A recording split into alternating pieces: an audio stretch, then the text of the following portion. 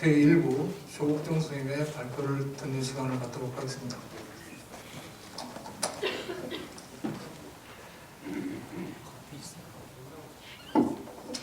네, 안녕하십니까. 저는 고중세 연구실에 있는 김현숙이라고 합니다. 제1부 발표의 사회를 맡았습니다. 인사드리겠습니다. 개회식 사회자이신 이성재 실장님이 소개를 했듯이 이번에는 30분씩 발표를 하고 마지막으로 종합토론을 진행을 하기로 했습니다. 시간이 한 분당 30분 정도밖에 되지 않기 때문에 그 시간에는 질의응답을 받지 않고 나중에 질문지를 통해서 종합토론 시간에 다수화를 하도록 그렇게 하겠습니다. 여러 가지 궁금하신 점도 많으시고 중간에 질문하고 싶으신 것도 많으시겠지만 진행을 고려하셔서 양해를 좀 해주셨으면 감사하겠습니다. 그럼 먼저 조국종 선생님의 발표를 듣겠는데요. 조국종 선생님에 대해서 간단히 소개를 드리면 우석대학교 사범대학 역사교육과 교수님으로 계시고요. 우석대학교 박물관장도 하고 계시고요. 한일역사공동연구위원회 위원, 또 중국 고구려사 왜곡 대책위원회에서 일도 하셨고, 사실은 고조선사 고구려사 이런 한국 고대사도 하시지만 동북공정이라든가 백두산공정이라든가 하는 그 중국의 역사 왜곡 문제 이런 데 대한 연구를 아주 활발히 많이 하시는 분입니다. 그래서 오늘 고조선사 연구 역시도 학문적으로 고조선 자체에 한정된 것이 아니라 여러 가지 주변 국가의 한국사 왜곡에 대한 대응이라든가 그런 것도 염두에 두시면서 준비를 하고 활동을 많이 하시는 걸로 알고 있습니다. 자, 그러면 조국종 교수님 모셔서 고조선의 왕금선 위치 논의와 쟁점에 대해서 들어보도록 하겠습니다. 부탁드립니다.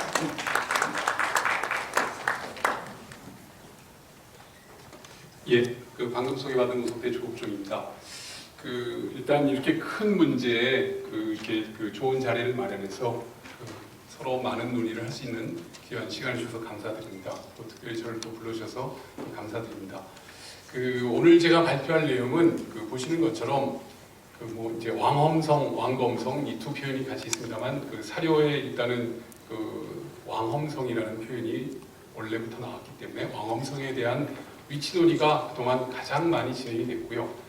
그 과정에서 물론 잘 아시는 폐수라든지 낭낭 문제가 같이 연동이 되어 있습니다만 그런 학계의 기존 논의를 하면서 어찌 보면 제가 오늘 하는 것은 우리 학계에서도 약간은 소수설적인 내용이 일부 있습니다. 그래서 이제 그런 새로운 인식이랄까 어떤 방향성에 대한 모색을 하면서 같이 고민하는 그런 자리를 마련해 보았습니다.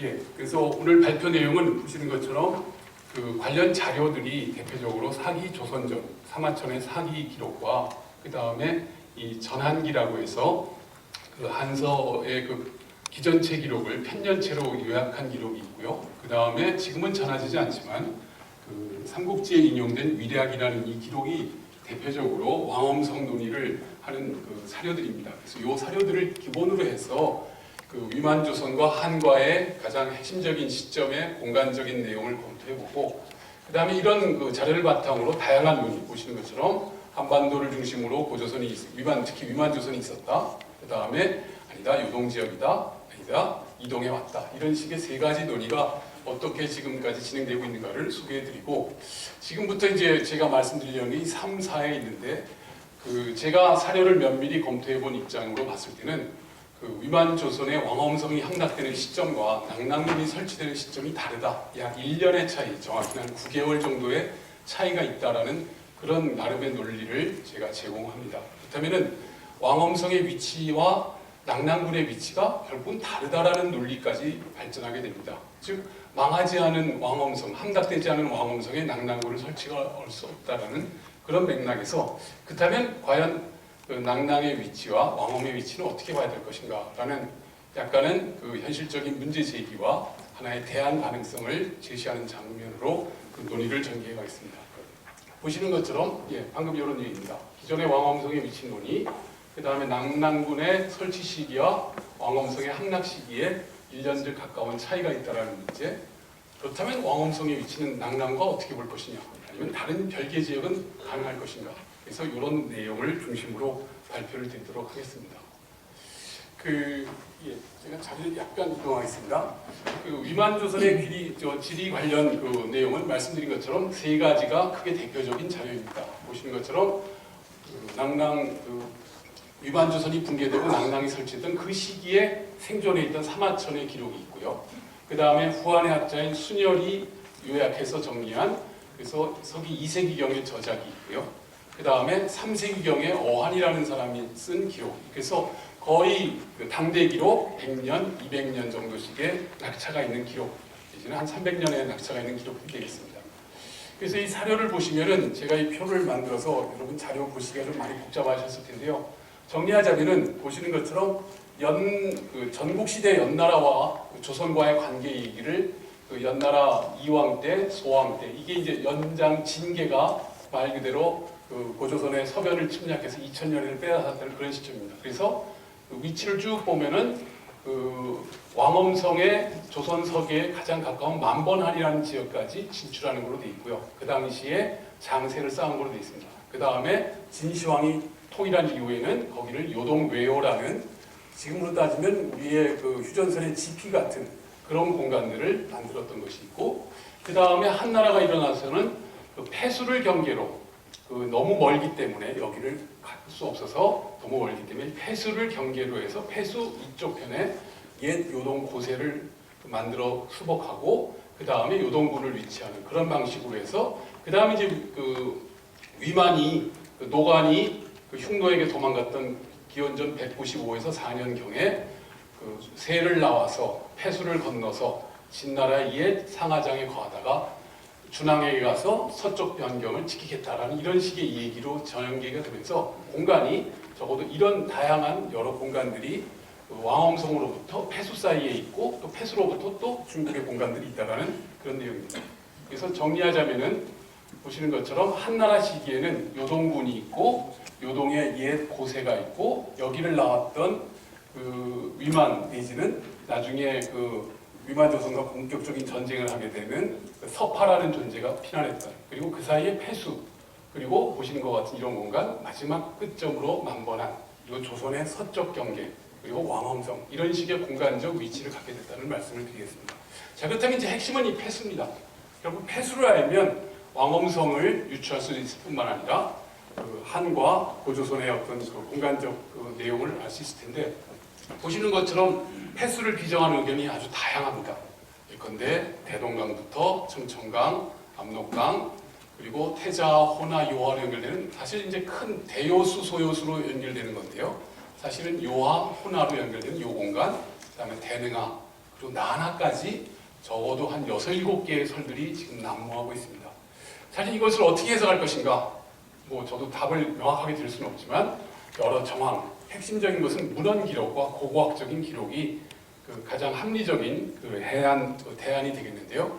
이 논의를 좀 구체적으로 전개하겠습니다. 그래서 먼저 나왔던 논의는 보시는 것처럼 한반도 지역에 있었다. 평양을 중심으로 한 설이 되겠죠. 그래서 보시는 것처럼 그 왕엄성은 낭랑군과 같은 공간이다. 그리고 그 위치는 평양이다. 라는 이 견해가 그 사료적으로 가장 구체적으로 언급을 한 사람은 북위에 살았던 역도원이라는 수경이라는 예전 기록에 주석을 달았던 사람이 있습니다. 이 사람이 북위의 사신으로 왔던 그 고구려 사신을 직접 만나가지고 야 거기가 어디냐라는 식의 질문을 해가지고서 그 낭랑군은 폐수 쪽에 있다라는 그런 그 이야기를, 그러니까 정확히 하면 고구려의 도성이 바로 폐수와 연결되어 있다. 뭐 이런 식의 얘기를 하면서 낭랑군을 왕엄성과 연결짓고 그것이 고구려의 수도 평양과 연결된다. 이런 논리를 했고요. 이 견해가 그 당나라 때로 연결이 되면서 설찬이라든지 특히 당나라 최대의 그 지리지인 괄지지라든지 또는 두의 통절 이런 것에 정리가 되면서 완전히 중국적인 논리 체계로 정착하는 그런 상황이 전개됩니다.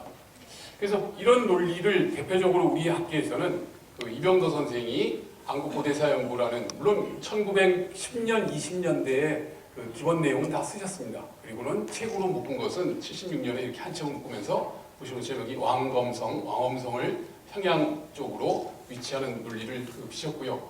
한편 그 송호정 선생도 이쪽의 고고학적인 유물상이 여기가 팽영톡이라는 그런 토기 문화와 지성묘로 상징되는 유물상이 여기에 집중이 되어 있기 때문에 결국 여기가 맞다라고 하면서 여기에다가 평양을 중심으로 하는 공간에서 왕검성의 위치를 확정을 지었습니다. 한편 그 고조선 요동설의 논리가 또 하나 그 별개의 논리로 제기됩니다.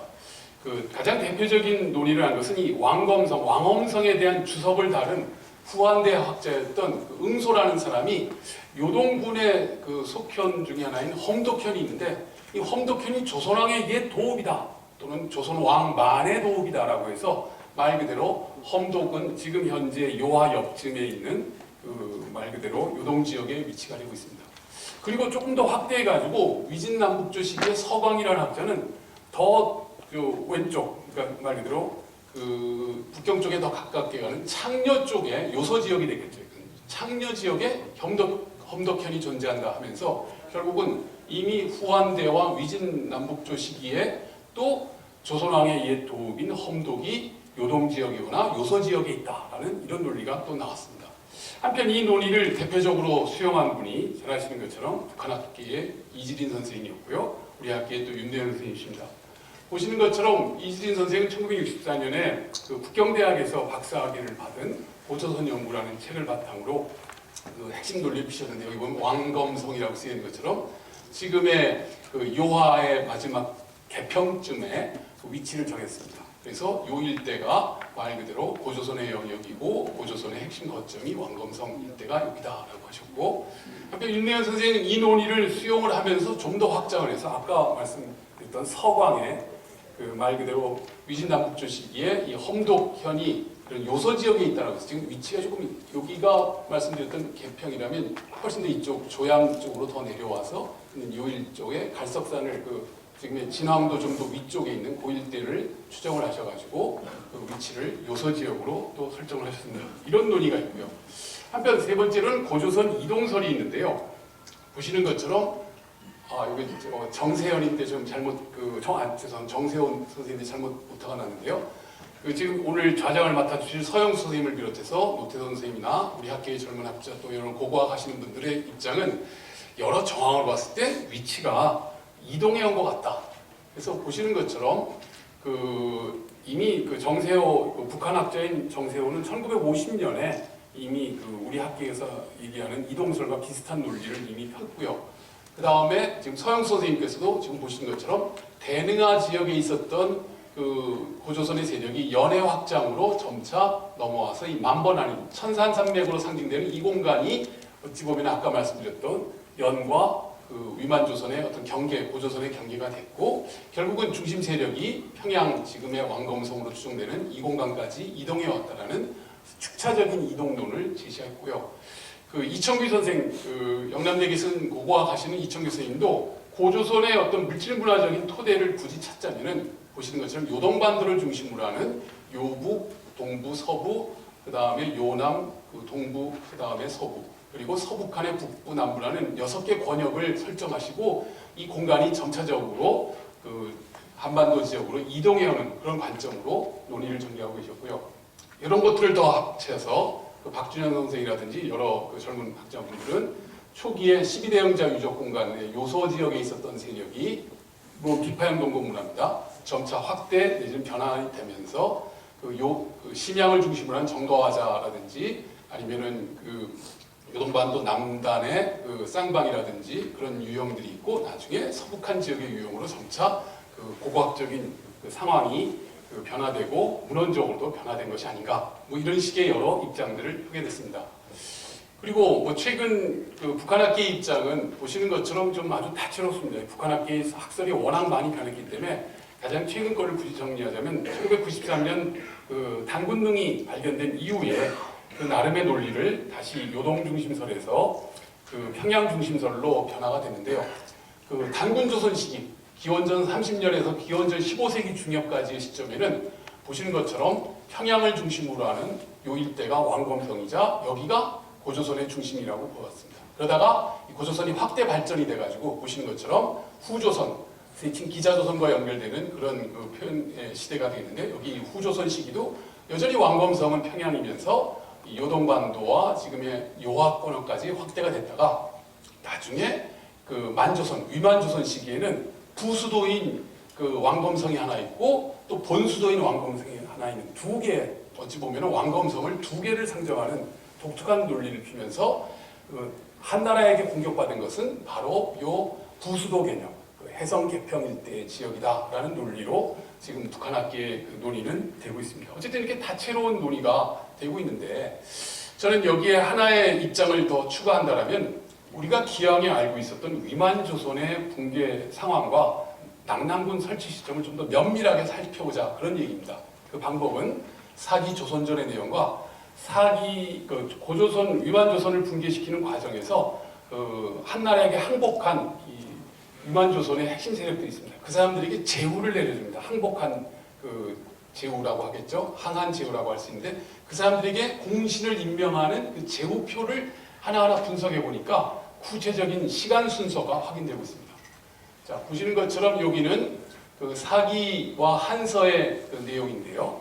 여기에 보면은 보시는 것처럼 원봉 3년 여름 조선왕 우고를 죽이고 항복했다 해가지고서 왕검성은 함락되지 않았는데 그 대신인 성희가 계속 저항하다가 결국은 성희를 다시 죽이고서야 드디어 드디어 조선을 정벌하고 사군으로 삼았다라고 해서 원봉 3년의 모든 사건, 이거 기원전 108년입니다. 이때 끝난 걸로 돼 있고 한서 무제기도 마찬가지로 원봉 3년 이렇게 된 걸로 돼 있습니다. 자, 근데 문제는 한서 오행지나 지리지에 보면은 기원전 107년에 또 일부 군현이 설치되고 관련된 사건이 전개된 걸로 나오고 있습니다. 재미있는 것은 오행지에 보면은 원봉 6년 기록을 하면서 이보다 앞서 두 장군이 조선을 정벌해서 세 군을 설치했다라고 해서 아까 얘기하는 낙랑진번 임둔 현도와는 4군이 아니라 3군을 설치한 걸로 되어 있습니다. 그 종래 이 3군이라는 것은 뭔가 기록이 잘못됐나 보다라고 오해를 했는데요. 그 결정적인 그것이 틀리지 않았다는 것을 보여주는 것이 한서 지리지에 보면은 낙랑군은 무제 원봉 3년인 기원전 108년에 설치됐다는 것이 맞고 뒤이어 써진 현도군은 무제 원봉 4년, 즉 기원전 107년에 설치했다는 것이 명백하게 나왔습니다. 그렇다면 한 군현의 설치는 먼저 3군을 설치하고 나중에 추가로 한 군, 현도군을 설치했다라는 축자적 설치를 이런 사료로서 확인할 수 있어 1년 원봉 3년인 기원전 108년에만 일어난 사건이 아니구나를 알 수 있습니다. 자, 이것은 더 재미있게도 사기 조선전의 그 전개 상황을 읽어보면 명확합니다. 보시는 것처럼 좌장군이라는 순체라는 장수가 결국은 마지막에 왕검성을 공격하니까 조선상 노인, 상한음, 니계상 참, 그 다음에 장군 왕엽이라는 4명이 한나라한테 하고 있고만 항복하자. 그래가지고 음과 격과 노인이 항복을 했는데 노인은 도망가다 길에서 죽는 사건이 있습니다. 1차 항복입니다. 그러고도 조선이 항복을 안 하니까 니계상 참이라는 사람이 조선왕 우거를 죽이고 또 항복합니다. 이게 2차 항복 사건인데 그런데도 왕엄성은 함락되지 않았고 그 대신이었던 성희가 계속 저항을 하면서 한나라와 싸웁니다. 그러다가 마지막에 좌장군이 우거의 아들을 시켜서 성희를 죽이고 나서야 드디어 조선을 정벌해서 사군을 세웠다 했고 보시는 것처럼 이때 항복한 사람들을 다 제후로 한나라가 임명했습니다. 재밌는 건 이 다음 표로 제가 해봤는데 제후국으로 설치한 걸 보면 처음 항복했던 사람들은 원봉 3년 4월 달에 제후로 임명합니다. 두 번째로 항복했던 회총우 참은 원봉 3년 6월 달에 또 이게 여름에 일어나는 사건인데 6월 달에 딱 맞습니다. 또 임명했습니다. 마지막 세 번째로 항복했던 기후 장각과 온양우 최는 원봉 4년 3월 달에 또 임명합니다. 그 시기를 보면은 원봉 3년 4월, 6월, 그 다음에 원봉 4년 3월이라는 사건이 있고요. 더 재미있는 것은 여기에 참여했던 누선 장군 양복과 좌장군 순체가 돌아와서 정리를 하는 과정에서 니들은 위만조선 잘못 싸워가지고서 우리한테 피해를 너무 끼쳤으니 처벌받아라 해서 좌장군은 기시, 시신에서 여러분 저작거리에서 육시하는 거 있지 않습니까? 거열형으로 죽여버리는 최고 책임자가 그 다음에 누선 장군 양복도 죽이기로 했는데 이 사람이 화살 2만 개라는 엄청난 양의 돈을 내고서 간신히 목숨은 살고 성단이라고 해서 노동교화형 받는 것과 같은 그런 아주 노비 같은 존재로 전락하는 상황이 원봉 4년에 일어납니다. 이게 공신표에 다 나옵니다. 그렇다면은 이 기록을 봤을 때 앞서의 내용과 전후 사정을 봤을 때 정리하자면은 위만조선이 붕괴되는 시점과 여기 앞서 보시면 낙랑군은 분명히 무제 3년 그 원봉 3년에 설치한 건 맞습니다. 근데 현도군은 원봉 4년에 설치했고 제후로 봉한 것도 원봉 4년도 있고 또 그 장군 처리한 것도 원봉 4년이라면 이거는 낙랑군 설치 시점과 왕엄성이 완전히 함락된 시점이 다르다라는 겁니다. 1년이 다르다는 거죠. 종래 우리 학계는 이 문제에 대해서 별로 주목을 안 한 것 같습니다. 왜? 만약 이것이 된다라면 결국은 왕엄성은 계속 싸우고 있고 낙랑군은 별도의 지역에 설치해야 되니까 왕엄성과 낙랑군이 별개의 지역에 위치해야 된다는 상당히 중요한 논리가 나오게 되는 겁니다. 그래서 그 중간 결론을 말씀드리자면 사기 조선전과 공신표를 비교해 본 결과 기원전 108년에는 1차, 2차 항복이 있었고 기원전 원봉 4년에 107년에는 왕엄성이 함락되고 현도군도 개설되고 아까 얘기했던 양복이 제후의 자리에서 쫓겨나는 이런 사건이 있었기 때문에 위만조선의 붕괴 시점은 기원전 107년이다. 이게 별게 아닌 것 같지만 우리 역사서에서 위만조선 멸망 시기 기원전 108년으로 알고 있는 것은 1년이 틀렸다는 겁니다. 이게 별게 아닌 것 같지만 아까 이종찬 그 이사장님께서도 말씀하신 것처럼 대한 항쟁을 했던 그 위만조선의 고조선의 역사를 새롭게 보여준다는 점에서 1년의 시차를 우리가 강조한다는 건 매우 중요합니다. 사실 이 문제에 대해서 그 몇몇 분이 제가 이 논문을 발표한 지가 꽤 됐습니다. 이미 10년 정도가 넘었는데요. 그 몇몇 분들이 그 답을 했습니다. 그 사기의 여러 그 공신표라든지 내용을 다 비교해 보니까 시기가 막 틀린 것도 있고 하니까 이건 그냥 잘못된 게 아니라 일괄적으로 표현하면서 일부 틀린 게 아니었는데 대단히 죄송하지만 요 제 논리를 그 부정하거나 깨트릴 수 있는 반박 자료는 없었습니다. 그렇기 때문에 이 문제는 우리 학계에서도 좀 심각하게 봐야 될 것 같고요. 제가 오늘 드리고자 하는 결론은 따라서 시점도 다를 뿐만 아니라 왕엄성은 계속 싸우고 있는데 낙랑군이 설치됐다면 다른 자리에서 찾아야 되는 게 아니냐 그런 논리가 나옵니다. 근데 문제는 이 다른 자리가 근처의 다른 자리인지 완전히 다른 자리인지 솔직히 여기에 대해서는 제가 아직도 답을 못 갖고 있기 때문에 오늘 말씀을 드리는 위주로 가겠습니다. 자, 그렇다면 낙랑은 그럼 어디일까? 그래서 낙랑의 위치와 왕엄성의 위치를 검토해 보겠는데요. 그 낙랑은 그 일단은 결론적인 말씀으로 그 평양 일대에 존재한 건 맞는 것 같습니다. 오늘 정인성 교수님께서도 발표하시겠지만 그 문헌 기록과 오과학적인 자료로서 우리가 낙랑의 위치를 부정하기는 불가능합니다. 그렇기 때문에 낙랑의 위치는 평양에 존재하는 것은 맞는 것 같은데 그렇지만 아까 말씀드린 것처럼 왕엄성은 낙랑군하고는 일치하지가 않습니다. 그렇다면 이제 왕엄성은 다른 곳에서 찾을 수 있다는 이런 가능성, 그러니까 기존의 통솔하고 상당히 다른 견해이기 있기 때문에 여러분들이 좀 당황스러우실지 모르겠지만 별개의 공간에서 찾자. 다만 그렇다고 이 별개의 공간이 완전히 외따로 떨어진 건 아니고 말씀드렸던 것처럼 한 무제가 설치한 한 군현 영역 범위 내에서 찾아야 됩니다.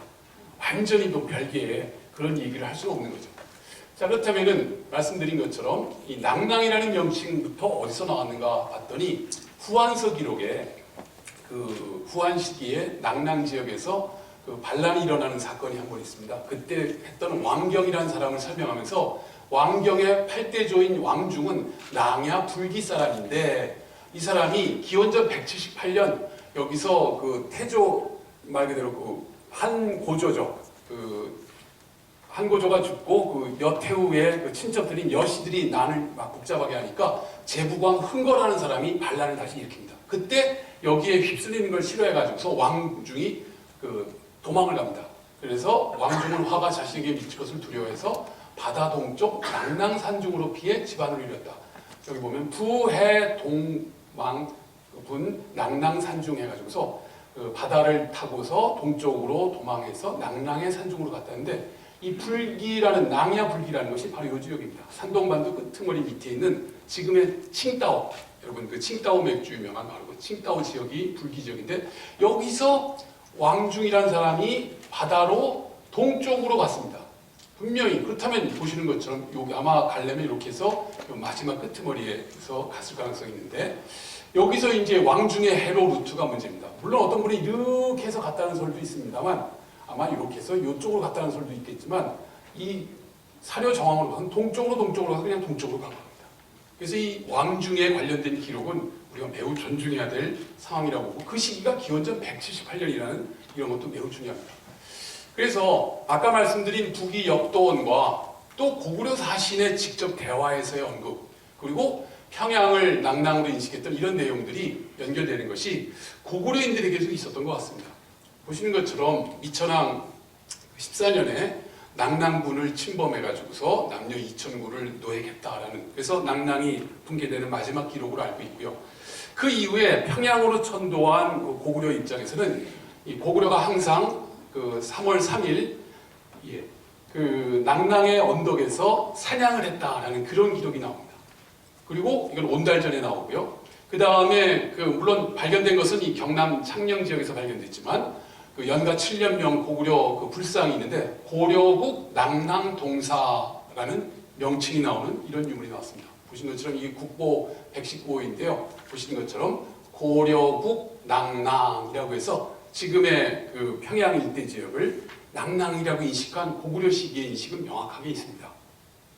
그래서 결국은 평양은 그 낭낭으로 인식되는 이 상황은 이따 이제 정인성 교수님도 말씀해 주시겠지만 이 이후 그 문헌 자료, 특히 고고학적 자료에 의해서 확인됐다는 말씀드리겠습니다. 자, 그렇다면 왕엄성 자료는 어떻게 볼 것인가? 그 앞서 보시는 것처럼 그 누선 장군이 바다로 먼저 왕엄성에 접근했다 해서 바다 근처에 있다는 것은 맞는 것 같습니다. 그렇다면 이 바다 근처 그리고 강으로 연결될 가능성이 있는 이 공간이 어딜까?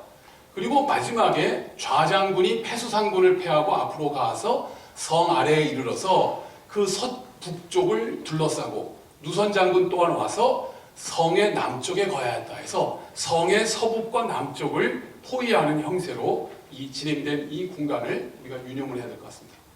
그리고 말씀드렸던 것처럼 이 왕엄성에 대한 후대 학자들의 여러 주석들이 달려있는데 보시는 것처럼 위소, 서광, 응소, 신찬 등이 있습니다. 근데 이 사람들의 순서가 너무 빨리 가버렸네요.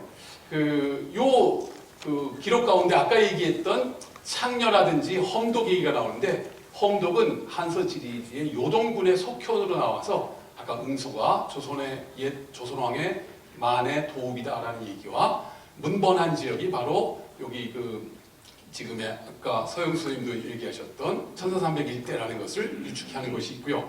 앞서 말씀드렸던 한대 누선이 최근에 복원된 모형이 이런 모습인데요. 한 3층에서 4층에 그 누각을 만들고 여기에 여장을 만들고 직접 배가 접안을 해서 공격할 수 있는 요새처럼 만들 수 있는 그런 공간으로 되어 있고요. 또 다른 그 누선 공간을 보면은 보시는 것처럼 이런 것이 한대 누선으로 지금 약 높이가 30여 미터가 되고 최대 1000명까지 탑승할 수 있는 것인데 이것이 그 남월 그 위만 조선을 공격하기 직전에 또 남월을 공격하면서 아주 큰 그 성과를 봤던 이런 그 전술 전법을 썼기 때문에 그 왕검성 바로 그 성격이 바닷가에서 강으로 진입할 수 있는 그런 공간이라는 것은 우리가 확인이 됩니다.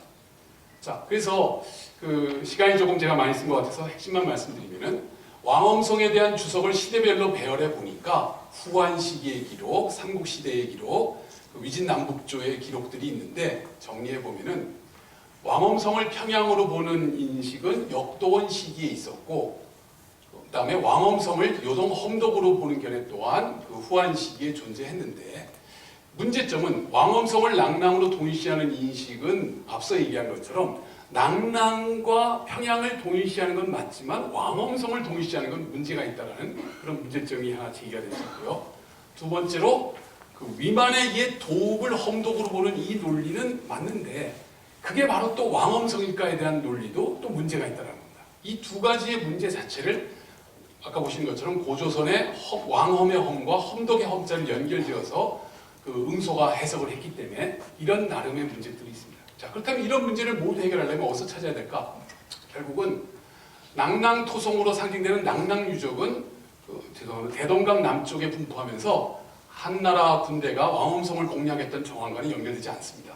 그래서 다른 지역, 굳이 평양에서 찾아도 여기는 아닌 것 같고 그 대동강 두간에서 찾아야 되는데 결국은 대동강 두간 유적이 어디가 있을까?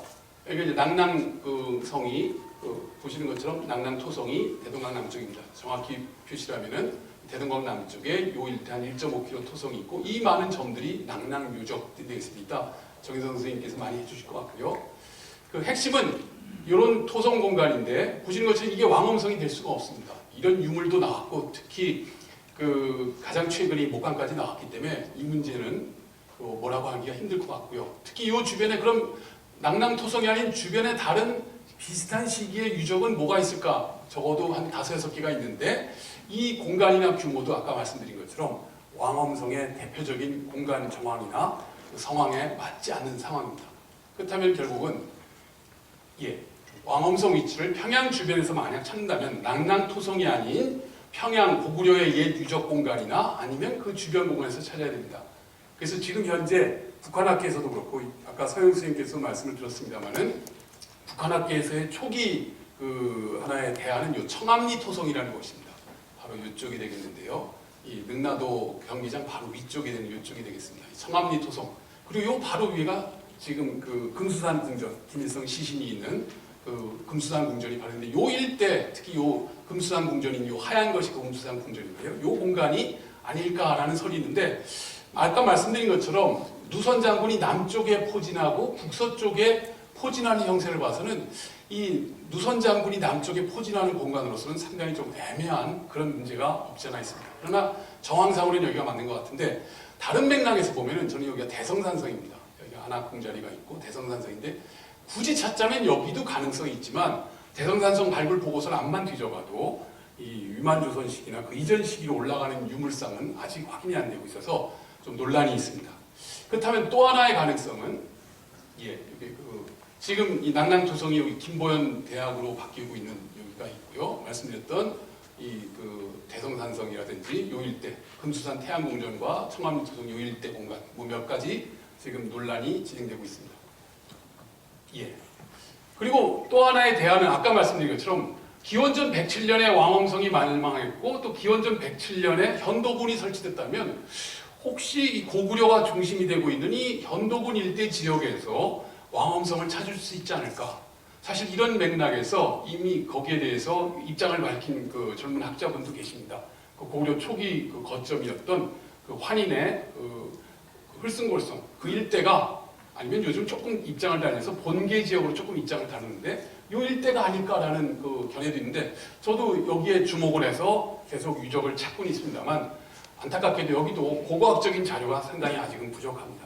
그래서 제가 오늘 말씀드리고 싶은 핵심 내용은 낙랑군의 낙랑군 설치 시점과 위만조선 왕엄성의 함락 시점은 다르다. 1년의 차이가 있다는 역사적 사실을 아주 중시해야 된다는 것이고요. 이건 저는 있습니다. 다른 분들도 좀 더 면밀하게 검토를 해서 이 논의를 한번 명확하게 정리를 했으면 좋겠고요. 그렇다면 낙랑군과 왕엄성은 다른 지역이다. 다른 지역은 낙랑토성이 아니라 말 그대로 북쪽 어디의 성이든 아니면 현도군 지역이든 요 어디선가 우리가 왕엄성의 대안을 찾아야 되는데 안타깝게도 제가 그 마지막 대안까지는 말씀을 못 드리고 있다는 그 사과의 말씀을 드리겠습니다. 좀 더 연구를 하고 자료를 좀 더 찾으면서 결국은 그 왕엄성 위치 비정의 혼란의 그 내용들을 좀 더 면밀하게 정리하면서 보다 면밀한 추가 검토를 진행하도록 또 제가 봤을 때 우리 학계의 최근의 어떤 연구 풍토가 이상하게 그 서로 비판적인 입장에서 긍정적으로 서로 논의를 통해서 이렇게 그 좋은 결론을 찾기보다는 너 아니면 나, 너 틀리고 나는 맞다라는 식의 논리로 진행되는 아쉬움이 있는데요. 오늘 논의를 통해서 그런 것들을 적극 극복해가는 좋은 자리가 됐으면 합니다. 이것으로 발표를 마무리하겠습니다. 네, 감사합니다. 왕엄성 위치 논의에 대해서 오늘 주제를 모두 다 연구사 정리해 주셔서 뭔가 깔끔하게 정리된 듯 했는데 남긴 숙제는 더 큰 것을 남긴 것 같습니다. 또한 다음 발표할 박성용 선생님께 시간을 좀 빌려 쓰셨기 때문에 마치고 나서 갚도록 하십시오. 박성용 선생님 모시겠습니다.